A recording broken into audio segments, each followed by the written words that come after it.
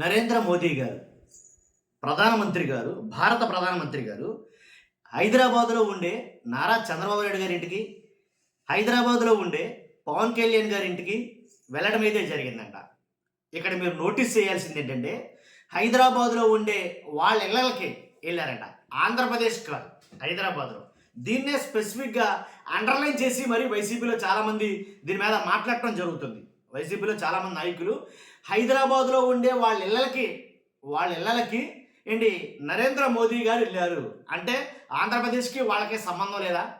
అంటే వాళ్ళు యాక్చువల్‌గా ఆంధ్రప్రదేశ్ కదా! ఒక ముఖ్యమంత్రి, ఒక డిప్యూటీ ఉప ముఖ్యమంత్రి అనంటే దీని మీద ఒక రకమైనటువంటి చర్చ అయితే ఆంధ్రప్రదేశ్‌లో నడుస్తుంది. ఇప్పుడు మనం మాట్లాడాలనుకున్నది ఏంటంటే, నరేంద్ర మోదీ గారు వచ్చారు. చంద్రబాబు నాయుడు గారి ఇంటికెళ్లారు. గంట 20 నిమిషాలు ఎంతో మాట్లాడారట. తర్వాత పవన్ కళ్యాణ్ గారి ఇంటికెళ్లారు. 20 నిమిషాలు దరిదాపు ఆయనతో మాట్లాడారట.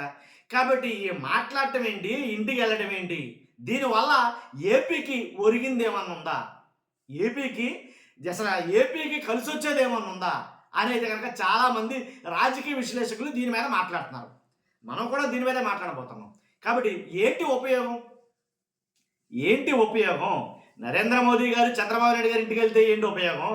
నరేంద్ర మోదీ గారు పవన్ కళ్యాణ్ గారి ఇంటికెళ్తే ఏంటి ఉపయోగం? ఆంధ్రప్రదేశ్‌కి ఏమన్నా ఉపయోగం ఉందా? వాళ్ళకి కాకుండా. అర్థమైందా మీకు? దీని గురించి రాష్ట్రం మొత్తం తెలియాలి కాబట్టి, వాస్తవాలేంటో తెలియాలి కాబట్టి ప్రజలకి, మీ బాధ్యతగా మీరు లైక్ చేయండి అని చెప్తున్నాను. మీ బాధ్యతగా. లైక్ చేస్తే ఎక్కువ మందికి ఇన్ఫర్మేషన్ షేర్ అవుతుంది. కొత్తగా మన ఛానల్ చూస్తే పక్కాగా సబ్స్క్రైబ్ చేయండి. మీ అమూల్యమైన అభిప్రాయాన్ని వీడియో ఎండ్ వరకు చూసి కామెంట్ రూపంలో తెలియజేయండి. దీని గురించి చాలామంది చాలా రకాలుగా మాట్లాడుతున్నారు. ఆంధ్రప్రదేశ్ సమస్యలతోటి సతమతమైపోతుంది. అప్పులు కుప్పగా మారిపోయింది ఆంధ్రప్రదేశ్. కాబట్టి దీని గురించి ఏమన్నా వరాలు ఏమన్నా ఇచ్చారా? దీని గురించి ఏమన్నా డిస్కషన్ జరిగిందా అని అంటే కనుక చంద్రబాబు నాయుడు గారు కావచ్చు, నారా లోకేష్ గారు కావచ్చు, అలాగే చాలామంది నారా భువనేశ్వర్ గారు కావచ్చు, ఇలా చాలామంది ట్వీట్లు అయితే చేశారు. వాళ్ళ ట్విట్టర్ హ్యాండిల్లలో చాలా ఫోటోలు కుప్పలు తప్పలుగా ఫోటోలు అయితే పెట్టుకున్నారు. నారా చంద్రబాబు నాయుడు గారు, అలాగే నారా లోకేష్ గారు, వాళ్ళ మనవడు నారా దేవాంశ్ గారు, 3 తరాలు ఎవరైతే మోదీ గారికి వెల్కమ్ చెప్పారంట, 3 తరాలతో పాటు. కాబట్టి ఇవన్నీ ఫోటోలు పుంకాలుగా ఫోటోలు, అలాగే ట్వీట్లు చాలా అయితే వచ్చాయి. ఎక్కడ కూడా వాళ్ళ ట్వీట్లలో కానీ వాళ్ళ విషయాలు కానీ ఎక్కడా కూడా మేము ప్రత్యేక హోదా గురించి మాట్లాడాం మా ఇంటికి వచ్చిన నరేంద్ర మోదీ గారితో అని ఎక్కడా ప్రస్తావించాల. లేదు, ప్రత్యేక హోదా కాదు, కేంద్రం నుంచి నిధులు రావడంలో ఏపీకి చాలా గణనీయంగా నిధులు తగ్గినాయి అని మాట్లాడతారు వైసీపీ నాయకులు చాలామంది. కాబట్టి అలాంటి నిధులు ఏమి కొత్తగా తెచ్చింది లేదు, వచ్చింది లేదు. దాని గురించి మాట్లాడింది ఏమైనా ఉందా అంటే లేదంట.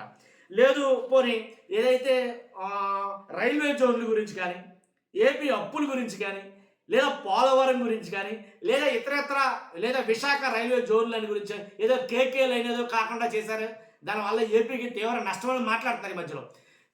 జనసేన నుంచి బయటకు వచ్చేసిన ఆయన కూడా మాట్లాడతారు. కాబట్టి వీటి గురించి డిస్కషన్ వచ్చిందంటే కనుక వాళ్ళ ట్విట్టర్ హ్యాండిల్లోంచి కానీ ఎవరు కూడా ఎక్కడ కూడా రాలా. కానీ భజన చేసే కొన్ని ఛానళ్ళు అయితే ఉన్నాయి. ఏబిఎన్ కావచ్చు, మహా న్యూస్ కావచ్చు, ఈటీవీ కావచ్చు, వాళ్ళు మాత్రం గంటలుగా చర్చించారు. చంద్రబాబు నాయుడు గారు, అలాగే మోదీ గారు ఏంటి రాష్ట్రం గురించి మాట్లాడి, రాష్ట్ర రాజకీయాల గురించి చర్చించి, అలాగే ఎక్కడ తెలంగాణ రాజకీయాల గురించి కూడా చర్చించారు అని అయితే కనుక ఒక రకంగా అన్నట్టుగా మనకి వాళ్ళ ఇష్టేగా. అసలు ఇక్కడ నేను పొద్దున్న నుంచి చూస్తాను అన్న, చాలా చూశాను. మీకు చెప్తాను ఒకసారి. ఎలా అంటే వాళ్ళ ఏంటో నాకు అర్థం కాదు. ఏమండు మర్చిపోయాను, నాగబాబు గారు కూడా ట్వీట్ చేశారండి. ఆయన చేసిన ట్వీట్ గురించి అయితే కనుక ఖచ్చితంగా మీతో చదివి వినిపించాలని నాకు అనిపించింది. ఒకసారి చదువుతాను. ఏమైంది దీనికి? కొణిదెల నాగబాబు గారు చేసిన ట్వీటు, దేశభక్తి సనాతన ధర్మం అనే ఒకే పవిత్ర లక్ష్యంతో ముడిపడిన 2 తరాలు. అర్థమైంది మీకు? దేశభక్తి సనాతన ధర్మం అనే ఒకే పవిత్ర లక్ష్యంతో ముడిపడిన 2 తరాలు. పవన్ కళ్యాణ్ గారు ఎలా నించుని ఉన్నారో, మీకు ఫోటో వేస్తాం. పవన్ కళ్యాణ్ గారు ఎలా నించున్నారో, నరేంద్ర మోదీ గారు ఎలా ఉన్నారో, ఇలా చేయి పట్టుకుని ఇలా వస్తున్నారు. వాళ్ళు వచ్చి ఆ ఫోటో పెట్టి నాగబాబు గారు రాసింది, దేశభక్తి సనాతన ధర్మం అనే ఒకే పవిత్ర లక్ష్యంతో ముడిపడిన 2 తరాలు. 2 తరాలు ఏంటంటే పవన్ కళ్యాణ్ గారు ఒకటి, మోదీ గారు ఒకటి. 2 తరాలు. పెద్దవారు త్యాగ జ్ఞానాన్ని, చిన్నవారు ధైర్య జ్వాలను మోస్తున్నారు. ఏమంటే ఇది తెలుగులో అయితే రాయలేదైనా, ఇంగ్లీష్లో రాశారు. నేను ట్రాన్స్లేట్ చేసుకుని చదువుతున్నాను. ఇది ఇంగ్లీష్లోనే ఆయన పోస్ట్ పెట్టారు. ఏంటి మోస్తున్నారు. కలిసి వారు కేవలం నాయకులు మాత్రమే కాదు, జాతి ఆత్మకు సంరక్షకులు. దార్శనికత, శౌర్యం చేతులు కలిసి నడిచినప్పుడు భారతదేశపు మార్గం ఉజ్వలంగా ప్రకాశిస్తూ ఐక్యత, ధర్మం, బలంతో కూడిన భవిష్యత్తు వైపు నడిపిస్తుంది అని ఒక ఫోటో అనమాట. ఓ ఫోటో ఉంటుంది ఇలా, నేను ఆ ఫోటో ప్లే చేస్తాను. కాబట్టి నేను పవన్ కళ్యాణ్ గారు, మోదీ గారు ఇలా చెయ్యి పట్టుకుని నడుస్తూ వస్తున్న ఫోటోని పెట్టి నాగబాబా చేసిన ట్వీట్ తప్పే ఉంది. ఆయన ట్వీట్ చేశారు. తర్వాత ఆయననా ఇంకెవరో ట్వీట్ చేయలేదంటే కనుక డిప్యూటీ సీఎంఓ ఆఫీస్ నుంచి ఒక ట్వీట్ అయితే వచ్చింది. ఈరోజు గౌరవనీయ ప్రధానమంత్రి శ్రీ నరేంద్ర మోదీ గారు హైదరాబాద్లోని గౌరవ ఉప ముఖ్యమంత్రి శ్రీ పవన్ కళ్యాణ్ గారి నివాసానికి వెళ్ళి ఆయన కోరుకుంటున్న సమయంలో ఆరోగ్య వివరాలను స్వయంగా అడిగి తెలుసుకున్నారు. కోరుకోవడం ఏంటి? పవన్ కళ్యాణ్ గారిని ఎందుకు కలిసారంటే ఆయనకి శస్త్రచికిత్స జరిగింది, సైనసైటిస్ అనుకుంటా. ఆ శస్త్రచికిత్స జరిగిన తర్వాత దాని నిమిత్తం పరామర్శించడానికి, పలకరించడానికి మోదీ గారు వెళ్ళారు అనేది కనుక వాళ్ళ ఆఫీసు నుంచి అయితే కనుక తెలియజేసింది. ఇకపోతే నారా లోకేష్ గారు కూడా ట్వీట్ చేశారు. నేను అదే అన్నా, ట్వీట్లు మోత మోగించేశారు. మన వాళ్ళు కాదు, ఫోటోలు ట్వీట్లు, బీభత్సమైన ఫోటోలు. ఈరోజు హైదరాబాద్లోని మా ఇంటికి గౌరవనీయ ప్రధానమంత్రి శ్రీ నరేంద్ర మోదీ గారు విచ్చేయడం జరిగింది. నారా లోకేష్ గారు హైదరాబాద్లో ఉన్న ఇంటికి విచ్చేయడం జరిగింది. మాకు లభించిన గొప్ప గౌరవం, మా కుటుంబం పట్ల ఆయన చూపిన ఆప్యాయతకు, అనురాగానికి, ఆశీర్వాదాలకు మేము ఎంతగానో కృతజ్ఞతము. మా కుటుంబంలోని 3 తరాల వారు ఆయనతో ఒకే చోట కలిసి ఉండడం మాకు ఎంతో మధురమైన జ్ఞాపకం. అతని ప్రోత్సాహం మరియు ఆశీర్వాదాలు కూడా పొందడం దేవాంశకు, అంటే వాళ్ళ అబ్బాయికి, లోకేష్ గారు వాళ్ళ అబ్బాయికి నిజంగా ఒక భాగ్యం. ఎప్పటిలాగే దేశం పట్ల ఆయనకున్న అచంచలమైన నిబద్ధత నాకు స్ఫూర్తినిచ్చింది. సమాజానికి, ప్రజలకు సేవ చేయడంలో మరింత కష్టపడాలనే బలమైన ప్రేరణను కూడా నేను పొందాను. ఇలాంటి క్షణాలు జీవితాంతం గుర్తుండిపోతాయని కొన్ని ఫోటోలు అయితే కనుక పోస్ట్ చేయడం జరిగింది. ఆ ఫోటోలు కూడా నేను ప్లే చేస్తాను. అది నారా లోకేష్ గారు పెట్టిన ట్వీట్. నారా భువనేశ్వరి గారు ఇంకో ట్వీట్ పెట్టారు. ఒకసారి చూద్దాం చూడండి. భారత ప్రధాని నరేంద్ర మోదీ గారు ఈరోజు మా ఇంటికి అతిథిగా వచ్చారు. ఆయనకు నారా కుటుంబంలోని 3 తరాల వారు ఆత్మీయ స్వాగతం పలికారు. ఇంటికి వచ్చి ఎంతో ప్రేమ, ఆప్యాయత పంచిన మోదీ గారికి మా కుటుంబ సభ్యులు ధన్యవాదాలు తెలిపారు. ఆయన ఆశీస్సులు తీసుకున్నారు. మోదీ గారి రాక మాకు ఎన్నో అనుభూతులను పంచింది. మా తండ్రి తారక రాముడు గారు ఇచ్చిన శ్రీరామచంద్రమూర్తి విగ్రహాలకు, ఇక్కడ నోటీస్ చేయాలి మీరు, మా తండ్రి తారక రాముడు అంటే ఎన్టీ రామారావు గారు, ఆయన కూతురికి అంటే నారా భువనేశ్వరి గారికి ఇచ్చిన ఏవైతే శ్రీరామచంద్రమూర్తి విగ్రహాలు, చాలా విశిష్టమైన అట. శ్రీరామచంద్రమూర్తి విగ్రహాలు అయోధ్యలో రాముడిని ప్రతిష్ఠించిన నరేంద్ర మోదీ గారి చేతుల మీదుగా నేడు పూజలు చేశాం. ప్రజలకు, దేశానికి మంచి జరగాలని ప్రార్థించాం. ఆప్యాయత, ఆతిథ్యం, ఆధ్యాత్మికత కలబోతగా సాగిన ప్రధాని మోదీ గారి పర్యటన నారా కుటుంబంలోని 3 తరాల వారికి మర్చిపోలేని జ్ఞాపకాలను అందించింది అని మోదీ గారు రాముల వారికి నమస్కరిస్తూ ఉన్నటువంటి ఒక ఫోటో.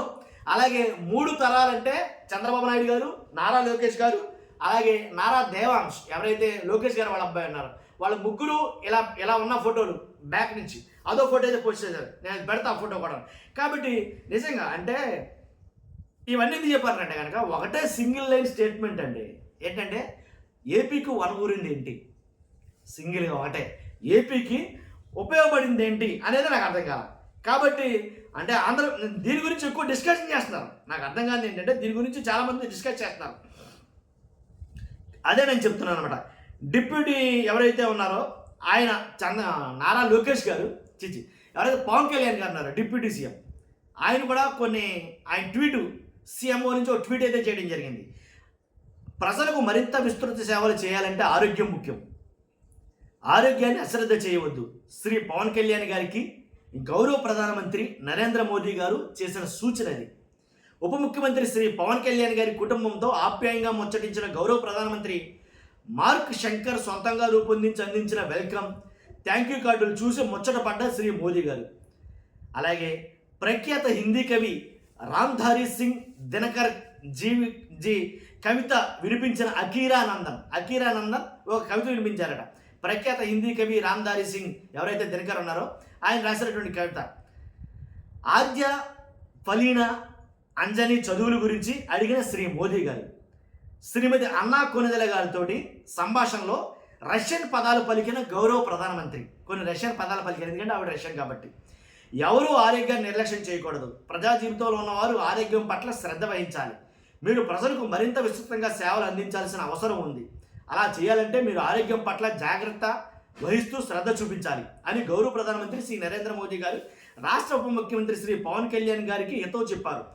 ఆదివారం సాయంత్రం హైదరాబాద్ జూబ్లీ హిల్స్లోని శ్రీ పవన్ కళ్యాణ్ గారి నివాసానికి, ఇక్కడ నోటీస్ చేయాలి మీరు, ఆదివారం సాయంత్రం హైదరాబాద్ జూబ్లీ హిల్స్లోని శ్రీ పవన్ కళ్యాణ్ గారి నివాసానికి శ్రీ నరేంద్ర మోదీ గారు విచ్చేశారు.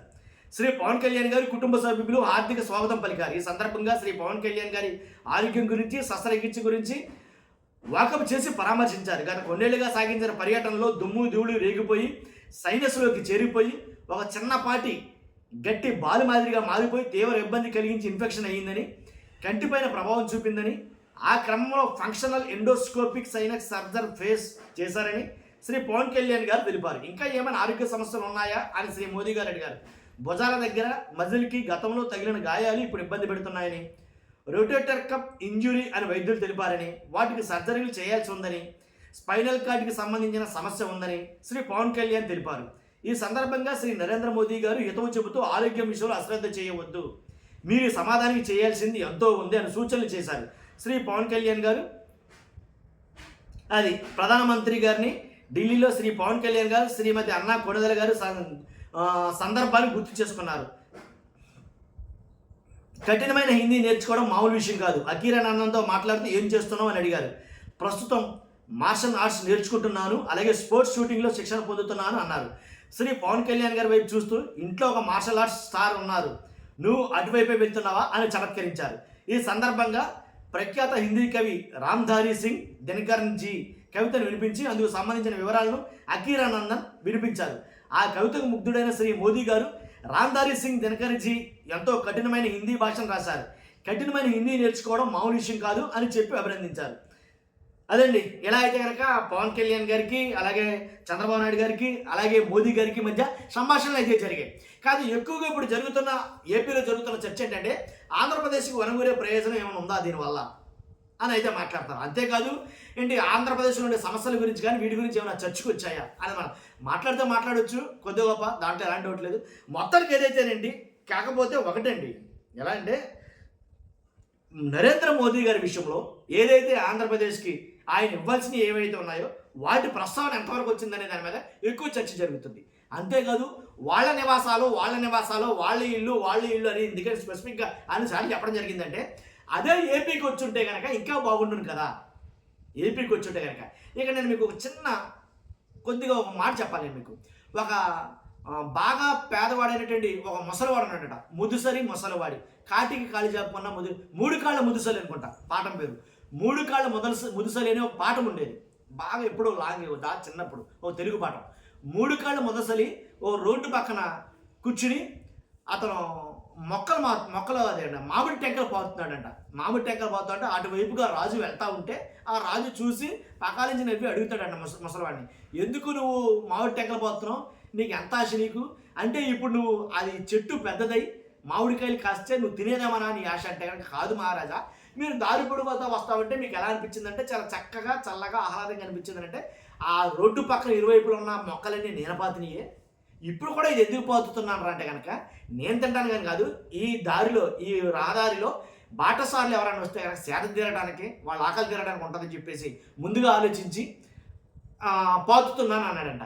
అనంటే అప్పుడు రాజు వాళ్ళ ఇంటికి వెళ్ళాలని చెప్పేసి, వాళ్ళ ఇంటికి వెళ్ళాలంటే కనుక రాజు వాళ్ళ ఇంటికి వెళ్ళాలంటే కనుక ఏం చేయాలి, ఖచ్చితంగా రహదారి బాగోవాలి, ఆయన ఉండే ఇల్లు బాగోవాలి, ఆయనకు అన్ని సకల సౌకర్యాలు ఉండాలి.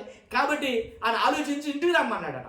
ఇంటికి రమ్మంటే ఇంటికి వెళ్ళడానికైతే అన్నీ బాగు చేయించారు, రోడ్లు వేయించారు, లైట్లు ఎట్టించారు. ఈ కథ ఏం చెప్తానంటే అదే ఏపీకి వచ్చుంటే కనుక ఏదో ఒక బెనిఫిట్ అయితే ఉండేది కదా, ఖచ్చితంగా ఏదో ఒక ప్రాబ్లం అయినా సాల్వ్ అయి ఉండేది కదా, ఏదో ఒక ఆశయం ఉంటుంది కదా, వరమైతే ఇచ్చి ఉండనేమో కదా అని చాలామంది దీని గురించి డిస్కస్ చేసుకుంటున్నారు. కాబట్టి ఏపీకి వచ్చుంటే మీరు కూడా ఏపీలో ఉండుంటే వీకెండ్ అంటే హైదరాబాద్కి వెళ్ళిపోయేలా కాకుండా సొంత ఇల్లు హైదరాబాద్లో కాకుండాను ఆంధ్రప్రదేశ్లో ఉంటుంటే, ఎందుకంటే ఆంధ్రప్రదేశ్ ముఖ్యమంత్రి మీరు ఒక రాష్ట్రానికి, అలాగే ఆంధ్రప్రదేశ్ ఉప ముఖ్యమంత్రి మీరు ఒక రాష్ట్రానికి. కాబట్టి పరిపాలన చేసేది ఇక్కడ, మీరు మాత్రం అక్కడ, మీ వ్యాపారాలు మాత్రం అక్కడ, మొత్తం దేశంలో ఉండే వ్యాపారస్తులందరూ వ్యాపారాలు తీసుకొచ్చి ఆంధ్రప్రదేశ్లో చేయాలి. దీని గురించి ఎక్కువ డిస్కషన్ జరుగుతుంది. ఎవరో సినీ నిర్మాత, ఆయన పేరు మర్చిపోయాను, ఆయన కూడా అదే మాట మాట్లాడాడట. ఏమని, మీరు మాత్రం వ్యాపారాలు హైదరాబాద్లో చేసుకోండి, వేరే వాళ్ళందరూ వచ్చి ఏపీలో పెట్టాలి వ్యాపారాలు, ఈ రకంగా మాట్లాడారట. కాబట్టి అంటే మారాలి. నన్ను అడిగితే కనుక ఖచ్చితంగా ఇక్కడైతే కనుక ఏర్పాటు చేసుకోవాలి స్థిర నివాసాలు. అది దాని గురించి కూడా ఎక్కువ జరుగుతుంది. మీ అభిప్రాయం ఏంటి ఖచ్చితంగా కామెంట్ రూపంలో తెలియజేయండి. ఈ అంశం మీద ఖచ్చితంగా కామెంట్ రూపంలో తెలియజేయండి. ఫస్ట్ అయితే లైక్ చేయండి. Thank you very much.